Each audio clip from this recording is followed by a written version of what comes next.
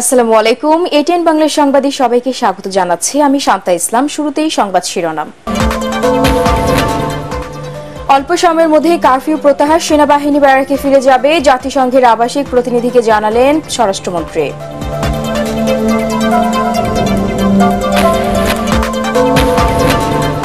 12 দিন পর বাংলাদেশে চালু হলো ফেসবুক, ইউটিউব সহ সামাজিক যোগাযোগ মাধ্যম। স্পর্শকাতর কন্টেন্ট সরিয়ে নেওয়ার অনুরোধ।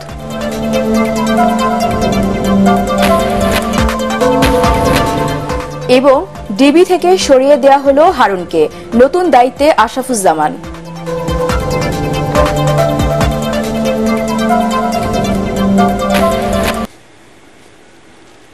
শুনছিলেন সংবাদ শিরোনাম, এবারে জানিয়ে দিব বিস্তারিত সংবাদ। কোটা সংস্কার আন্দোলনকে ঘিরে সহিংসতার সুষ্ঠু তদন্তে জাতিসংঘ সহ আন্তর্জাতিক সংস্থার সহযোগিতা চেয়েছেন প্রধানমন্ত্রী শেখ হাসিনা। রাজধানীতে মৎস্য সপ্তাহ উদ্বোধন অনুষ্ঠানে তিনি বলেন, দোষীদের আইনের আওতায় এনে শাস্তি নিশ্চিত করতে চায় সরকার। যারা দেশের ভাবমূর্তি নষ্ট করেছে তাদের বিচার জনগণকেই করতে হবে বলে জানান প্রধানমন্ত্রী। বিস্তারিত আপেল মাহমুদের রিপোর্টে। বিশ্বের প্রায় 50টি দেশে মৎস্য ও মৎস্যজাত পণ্য রপ্তানি করে বাংলাদেশ। চীনকে টপকে মিঠা পানির মাছ উৎপাদনে বিশ্বে দ্বিতীয় স্থান অর্জন করেছে দেশ। মৎস্য খাতকে আরও সামনের দিকে এগিয়ে নিতে রাজধানীর বঙ্গবন্ধু আন্তর্জাতিক সম্মেলন কেন্দ্রে জাতীয় মৎস্য সপ্তাহ উদ্বোধন অনুষ্ঠানে যোগ দেন প্রধানমন্ত্রী শেখ হাসিনা।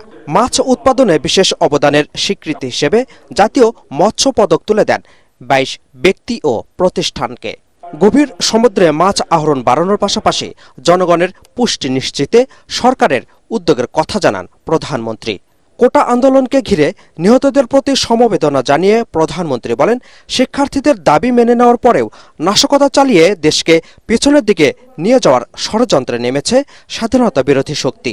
আমি জানি না অপরাধটা কি ছিল আমাদের, যে ইস্যুটা নেই সেটা নিয়ে আন্দোলনের নামে এই ধ্বংসাত্মক কার্যকলাপগুলি, দেশের অর্জনকে নষ্ট করা,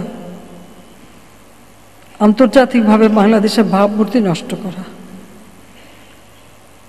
কে কি অর্জন করলো সেটাই আমার প্রশ্ন। আমার কাছে ক্ষমতা তো ভোগের বস্তু না, আমি তো আয়াস আরাম করার জন্য ক্ষমতা আসিনি। আমি দিন রাত অক্লান্ত পরিশ্রম করেছি বাংলাদেশটাকে একটু উন্নত করতে, এবং সেটা আমি সফলভাবে করতে পেরেছি। আজকে বাংলাদেশ বিশ্ব উন্নয়নের রোল মডেল, সেই মর্যাদাটাকে কেন নষ্ট করা হলো সেটা বিচারের ভার আমি আপনাদের কাছে, দেশবাসীর কাছেই দিচ্ছি। নাশকতায় জড়িতদের সাজা নিশ্চিত করতে বিচার বিভাগীয় তদন্ত কমিশনে বিচারপতির সংখ্যা বাড়ানো হয়েছে বলেও জানান তিনি। আজকে আবার আমি নির্দেশ দিয়েছি, আমরা একজন জজ সাহেবকে দিয়ে করেছিলাম, সেখানে আমি বলেছি আরও 2জন জজ সাহেব দিয়ে, আরও 2জন লোকবল বৃদ্ধি করে দিয়ে এবং তার তদন্তের পরিধি বাড়ানো। সেই সঙ্গে আমরা জাতিসংঘের কাছে আবেদন করেছি। আমরা আন্তর্জাতিকভাবে বিভিন্ন সংস্থা আছে, বিশেষ করে বিদেশে, তাদের কাছে আমরা সহযোগিতা চাই যে এই ঘটনার যথাযথ সুষ্ঠু তদন্ত এবং যারা এর সঙ্গে দোষী তাদের সাজার ব্যবস্থা। এ সময় জাতীয় মৎস্য সপ্তাহ উদ্বোধন করেন প্রধানমন্ত্রী। এদিকে জাতীয় মৎস্য সপ্তাহ উপলক্ষে গণভবন লেকে বিভিন্ন জাতের মাছের পোনা অবমুক্ত করেন প্রধানমন্ত্রী শেখ হাসিনা। এ সময় মৎস্য ও প্রাণী সম্পদ মন্ত্রী সহ ঊর্ধ্বতন কর্মকর্তারা উপস্থিত ছিলেন। Apple Mahmud, ATN Bangla, Dhaka. সাম্প্রতিক কোটা সংস্কার আন্দোলন চলাকালে নৈরাজ্যবাদীরা দেশে শ্রীলঙ্কার মতোই তাণ্ডব সৃষ্টির চেষ্টা করেছিল বলে জানিয়েছেন প্রধানমন্ত্রী শেখ হাসিনা। ঢাকায় নিযুক্ত ভারতীয় হাই কমিশনার প্রণয় ভার্মা গণভবনে সাক্ষাৎ করলে প্রধানমন্ত্রী বলেন, নৈরাজ্যবাদীরা সরকার পতনের পরিকল্পনা করেছিল। তিনি জানান, কোটা সংস্কারকে কেন্দ্র করে সৃষ্ট সংঘর্ষ ও ভাঙচুরের ঘটনা মোটেও স্বাভাবিক আন্দোলন নয়, বরং এক পর্যায়ে তা সন্ত্রাসী হামলায় পরিণত হয়। সাম্প্রতিক সংঘর্ষে জানমালের ক্ষয়ক্ষতিতে শোক ও দুঃখ প্রকাশ করেন প্রধানমন্ত্রী। প্রতিবেশী দেশগুলোর সঙ্গে সম্পর্কের কথা বলতে গিয়ে তিনি বলেন, বাংলাদেশ, ভারত, নেপাল ও ভুটানের মধ্যে যোগাযোগ জোরদারে বাংলাদেশের দরজা খোলা রয়েছে। ভারতীয় হাই কমিশনারও জানমালের ক্ষতির জন্য শোক প্রকাশ করেন। তিনি বাংলাদেশের স্বাভাবিক অবস্থার স্থির পুনরুদ্ধার এবং ধীরে ধীরে অর্থনৈতিক কার্যক্রম পুনরায় শুরু করাকে স্বাগত জানান। অল্প সময়ের মধ্যেই কারফিউ প্রত্যাহার করা হবে, সেনাবাহিনী ব্যারাকে ফিরে যাবে বলে জানিয়েছেন স্বরাষ্ট্রমন্ত্রী আসাদুজ্জামান খান কামাল। সচিবালয়ে জাতিসংঘের আবাসিক প্রতিনিধি গোয়েন লুইসের সাথে সাক্ষাতে তিনি একথা জানিয়েছেন। পরে সাংবাদিকদের প্রশ্নের উত্তরে মন্ত্রী জানান, সন্ত্রাস দমন আইনের 18 ধারায় জামায়াত শিবির নিষিদ্ধের প্রক্রিয়া চলছে। ফজলে রাব্বির রিপোর্ট। কোটা সংস্কার আন্দোলনকে ঘিরে দেশব্যাপী ঘটে যাওয়া সহিংসতা ও হতাহত নিয়ে উদ্বেগ প্রকাশ করেছে জাতিসংঘের মানবাধিকার কমিশন, চেয়েছে বিশ্বাসযোগ্য তদন্ত। এর প্রেক্ষিতে মঙ্গলবার তাৎক্ষণিকভাবে তদন্তে জাতিসংঘের সহায়তা চেয়ে সাড়া দেয় বাংলাদেশ। বুধবার বাংলাদেশে নিযুক্ত জাতিসংঘের আবাসিক প্রতিনিধি গোয়েন লুইস সাক্ষাৎ করেন আইনমন্ত্রী আনিসুল হক ও স্বরাষ্ট্রমন্ত্রী আসাদুজ্জামান খান কামালের সাথে। এসব বৈঠকে তদন্ত ও মানবাধিকারের বিষয়গুলো নিয়ে আলোচনা করেন তারা। আমরা একটা কিশোরের কথা বললাম, ওর বয়স কত এখনো আমরা তার সার্টিফিকেটটি পাইনি। স্কুল থেকে জানাচ্ছে 17.5, কিন্তু সেই ছেলেটি যেই অন্যায় কাজটি করেছে এটা একটা জঘন্য অন্যায় কাজ করেছে। তার ভিডিও এবং অন্যান্য তার স্বীকারোক্তি, তার যে কথোপকথন হয়েছে, এতে আমরা তাকে শনাক্ত করতে পেরেছি। সে তো পুলিশ হত্যা করেছেই এবং ওইটাকে ঝুলিয়ে রেখেছিল, যে দড়ি ধরে টানতেছিল এই ঝুলিয়ে রাখার জন্য, সেই কাজটিও করছিল। এবং কাজ শেষ করে তিনি যার দ্বারা নিয়ন্ত্রিত হয়ে থাকেন তাকে আবার ফোন করে জানিয়েছেন যে আমরা হত্যা করতে পেরেছি এবং তাকে ঝুলিয়ে দিয়েছি। অপর প্রান্তের থেকে তাকে শাবাশি দেওয়া হয়েছিল। এই কিশোরকে আমরা কোথায় নিব, তার কাছে আমরা প্রশ্ন করেছিলাম। আইন শৃঙ্খলা পরিস্থিতি এখন অনেকটা স্বাভাবিক বলেও জাতিসংঘের আবাসিক প্রতিনিধিকে জানিয়েছেন স্বরাষ্ট্রমন্ত্রী। আমরা মনে করছি খুব শর্ট টাইমের মধ্যেই আমরা কভার করতে পারবো। আমাদের সন্দেহ আইন যেটাকে বলে কারফিউ, সেটাও আমরা উইথড্র করতে পারবো এবং আর্মিও ব্যারাকে ফিরে যাবে খুব শর্ট টাইমের মধ্যেই। সাংবাদিকদের প্রশ্নের উত্তরে স্বরাষ্ট্রমন্ত্রী আবারও জোর দিয়ে বলেন, শিক্ষার্থীদের আড়ালে দেশ জুড়ে সহিংসতা করেছে জামায়াত শিবির। একই সাথে দলটির অতীত কর্মকাণ্ড বিবেচনায় নিয়ে সন্ত্রাস দমন আইনেই জামায়াতে ইসলামী ও ছাত্র শিবির নিষিদ্ধ হচ্ছে বলে জানান তিনি। অনেক দিনের যে একটা চাহিদা ছিল জামাতকে ব্যান করার, জামাত শিবিরকে, সেইটি আজকে সেই প্রক্রিয়াটি চলছে। ফজলে রাব্বি, এটিএন বাংলা, ঢাকা। অবশেষে খুলে দেয়া হলো ফেসবুক, ইউটিউব সহ বিভিন্ন সামাজিক যোগাযোগ মাধ্যম। বাংলাদেশে ফেসবুকের ফ্যাক্ট চেকিং এর দায়িত্বে থাকা সংস্থাটি মুক্তিযুদ্ধের চেতনা বিরোধী বলে মন্তব্য করেছেন তথ্য ও যোগাযোগ প্রতিমন্ত্রী জুনায়েদ আহমেদ পলক। বিভিন্ন সোশ্যাল মিডিয়ার প্রতিনিধিদের সাথে বৈঠক শেষে তিনি বলেন, ফেসবুক বাংলাদেশের সাথে বৈষম্যমূলক আচরণ করছে।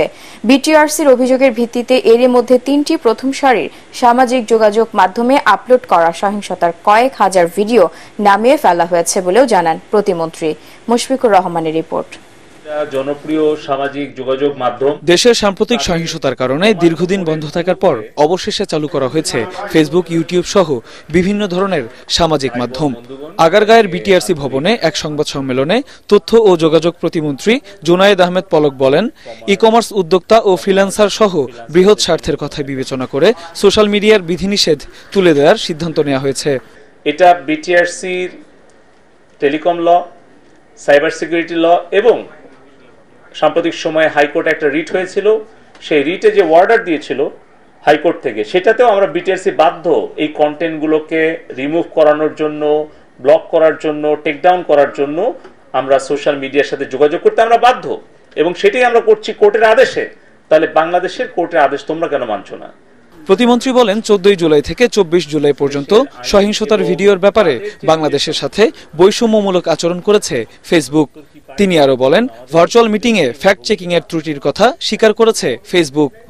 তারেক জিয়ার ভেরিফাইড পেজ থেকে যে কিনা সাজাপ্রাপ্ত, যে কিনা পলাতক, সে বলছে হাসিনার খুনি বাহিনী আমাদের সন্তানদেরকে রাজপথে হত্যা করেছে।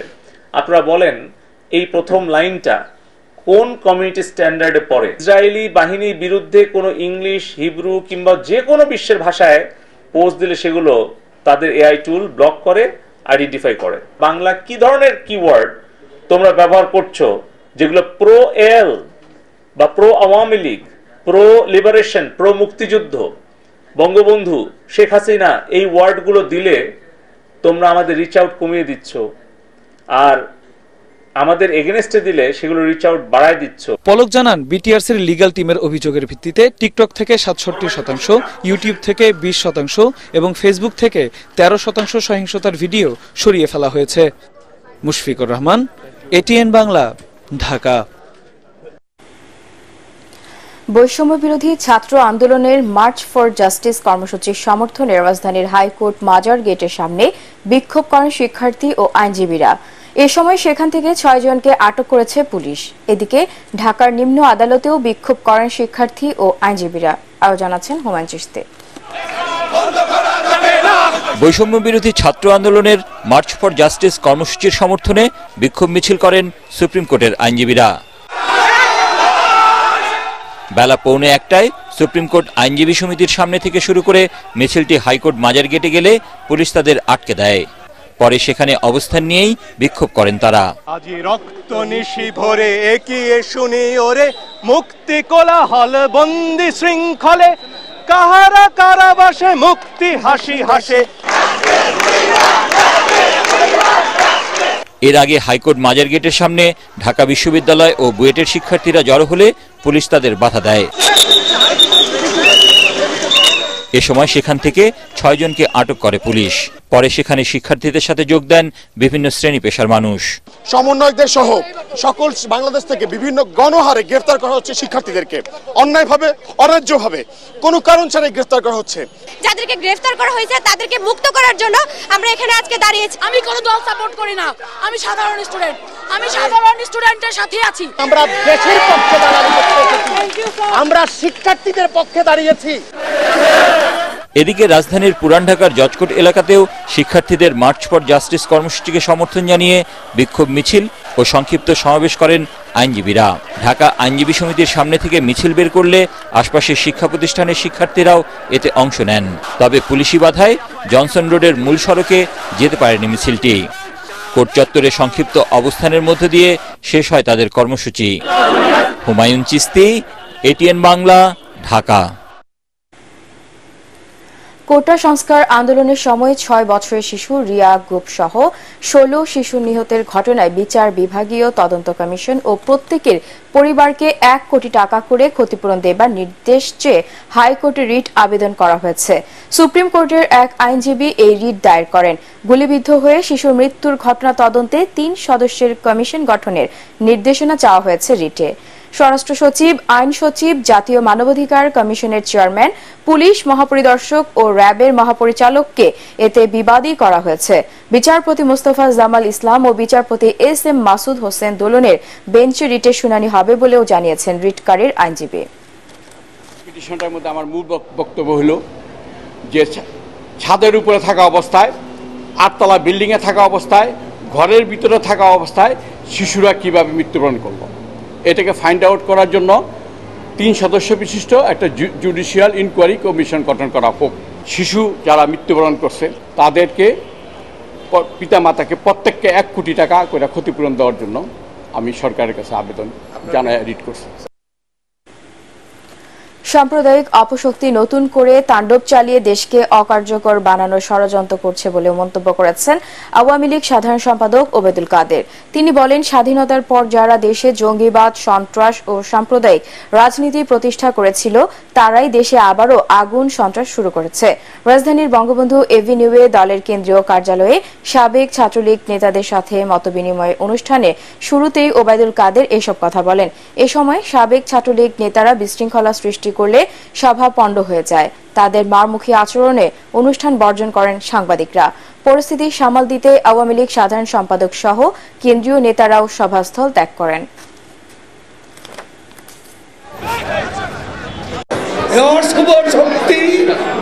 স্বাধীনতা বিরোধী, মুক্তিযুদ্ধ বিরোধী, গণতন্ত্র বিরোধী এই অপশক্তিকে যে কোনো মূল্যে আমাদের প্রতিরোধ করতে হবে।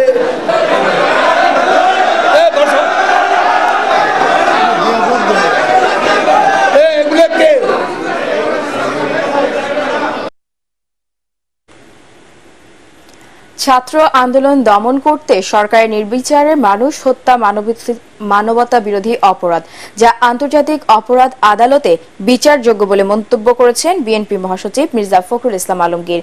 গণমাধ্যমে পাঠানো বিবৃতিতে তিনি বলেন, দিন যত যাচ্ছে এ সরকারের অস্তিত্ব সংকট ততই বাড়ছে। বিএনপি সহ রাজনৈতিক দলের নেতাকর্মীদের গণগ্রেপ্তারের পরও শিক্ষার্থীরা নতুন উদ্যমে আন্দোলনকে এগিয়ে নিচ্ছে বলেও জানান তিনি। ডিবি কার্যালয়ে বৈষম্য বিরোধী ছাত্র আন্দোলনের 6 সমন্বয়ককে 4-5 দিন ধরে আটকে রাখা বেআইনি ও মানবাধিকারের চরম লঙ্ঘন বলেও বিবৃতিতে উল্লেখ করেন তিনি। ডিএমপির অতিরিক্ত কমিশনার হারুনুর রশিদকে ডিবি থেকে বদলি করে অতিরিক্ত কমিশনার ক্রাইম অ্যান্ড অপারেশনস হিসেবে পদায়ন করা হয়েছে। লজিস্টিক বিভাগের অতিরিক্ত কমিশনার মোহাম্মদ আশরাফুজ্জামানকে অতিরিক্ত কমিশনার ডিবি হিসেবে দায়িত্ব দেওয়া হয়েছে। একই প্রজ্ঞাপনে অতিরিক্ত commissioner doctor Khondokar Mohid Uddin crime and operations বিভাগ থেকে বদলি করে লজিস্টিক বিভাগের দায়িত্ব দেওয়া হয়েছে। ডিএমপি কমিশনার হাবিবুর রহমান স্বাক্ষরিত আদেশে ওই কর্মকর্তাদের বদলি ও পদায়ন করা হয়। এদিকে ডিএমপির যুগ্ম কমিশনার অপারেশনস বিপ্লব কুমার সরকারকে ডিবিতে বদলি করা হয়েছে। আর ডিবির যুগ্ম কমিশনার খন্দকার নুরুন নবীকে ডিএমপির যুগ্ম কমিশনার অপারেশনস হিসেবে পদায়ন করা হয়েছে।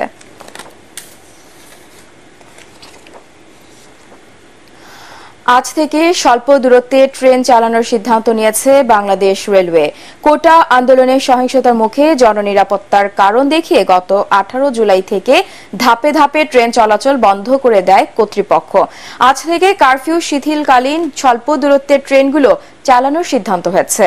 তবে এখনই দূরের যাত্রার ট্রেনগুলো চলাচল করবে না।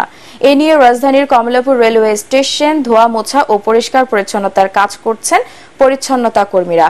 এছাড়া রেল লাইনের কোন অংশে কোনো সমস্যা বা বিচ্যুতি রয়েছে কিনা তা পর্যবেক্ষণ করে দেখা হচ্ছে।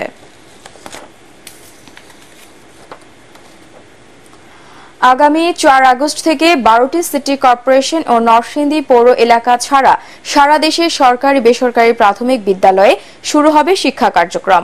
প্রাথমিক ও গণশিক্ষা মন্ত্রণালয় থেকে এক বিজ্ঞপ্তিতেই এই তথ্য জানানো হয়েছে। এতে বলা হয়েছে, কারফিউর সময় বিবেচনায় রেখে জেলার প্রাথমিক শিক্ষা কর্মকর্তারা স্কুলের সময়সূচি নির্ধারণ করবেন। গত 20 জুলাই থেকে সারা দেশে কোটা আন্দোলনকে ঘিরে সহিংসতার জেরে বন্ধ করে দেওয়া হয় সরকারি বেসরকারি সব প্রাথমিক বিদ্যালয়ের শিক্ষা কার্যক্রম। সাবেক তত্ত্বাবধায়ক সরকারি উপদেষ্টা প্রয়াত ব্যারিস্টার মইনুল হোসেনের মৃত্যু সংক্রান্ত প্রতিবেদন তৈরির জন্য তার বাসায় গিয়েছিল পুলিশ। ওই সময় তারা বাসায় থাকা এক কর্মীর কাছে মৃত্যু সনদ দেখতে চান। তবে বিভিন্ন গণমাধ্যমে খবর প্রকাশ হয় প্রয়াত আইনজীবীকে গ্রেপ্তারের উদ্দেশ্যে পুলিশ সেখানে গিয়েছিল, যা সম্পূর্ণ ভুলভাবে উপস্থাপন করা হয়। ঢাকা মহানগর পুলিশ জানায়, চট্টগ্রামের মুখ্য মহানগর হাকিম আদালতে 2018 সালের একটি মামলার বিচার চলাকালে সংশ্লিষ্ট আদালত জানতে পারেন যে অভিযুক্ত ব্যক্তি মারা গেছেন। নিয়ম অনুযায়ী এই সংক্রান্ত প্রতিবেদন তৈরির জন্য ওই বাসায় যায় পুলিশ এবং মৃত্যু সনদ দেখাতে বলে। তবে বাসার সদস্যরা বিষয়টি ভুল বোঝে। পরে গণমাধ্যমে এটি ভুলভাবে উপস্থাপন করা হয়। নরসিংদী জেলা কারাগারের হামলা, ভাঙচুর, অগ্নিসংযোগের সময় দায়িত্বে নিয়োজিত 66 জন কারারক্ষী ও অন্যান্য পদের 10 জন সহ মোট 77 জনকে বরখাস্ত করা হয়েছে। বিষয়টি নিশ্চিত করে নরসিংদীর জেল সুপার শামীম ইকবাল। এর আগে দায়িত্বে অবহেলার দায়ে জেল সুপার আবুল কালাম আজাদ এবং জেলার কামরুল ইসলামকেও বরখাস্ত করা হয়। পাশাপাশি সকলের বিরুদ্ধেই বিভাগীয় মামলাও দায়ের করা হয়েছে। এর আগে গত 19 জুলাই কোটা আন্দোলনে ভর করে নরসিংদী জেলা কারাগারে হামলা, ভাঙচুর, অগ্নিকাণ্ড ঘটিয়ে 9 জন জঙ্গি সহ 826 আসামির সবাইকেই ছিনিয়ে নেয় দুর্বৃত্তরা। পাশাপাশি 85টি আগ্নেয়াস্ত্র গুলিও লুট করা হয়। পার্টিক্স খেলার খবর।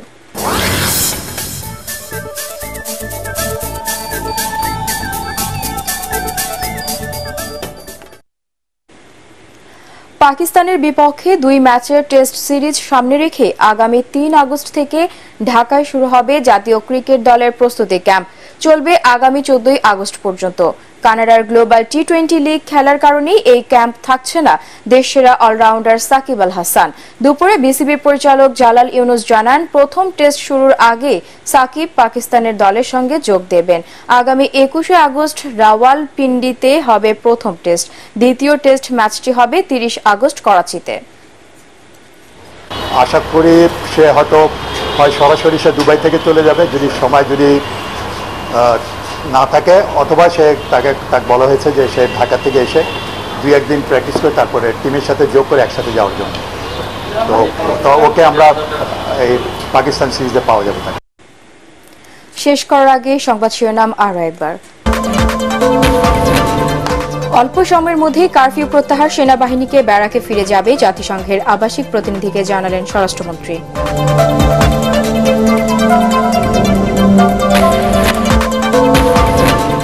12 দিন পর বাংলাদেশে চালু হলো ফেসবুক, ইউটিউব সহ সামাজিক যোগাযোগ মাধ্যম, স্পর্শকাতর কন্টেন্ট সরিয়ে নেওয়ার অনুরোধ।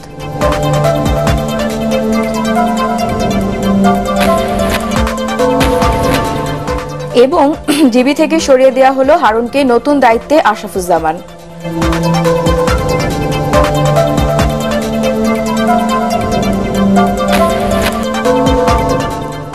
পরবর্তী সংবাদ দেখার আমন্ত্রণ জানিয়ে এখনকার মতো শেষ করছি। এটিএন বাংলা সংবাদ ইউটিউবে দেখতে ব্রাউজ করুন youtube/ATN Bangla News। ধন্যবাদ।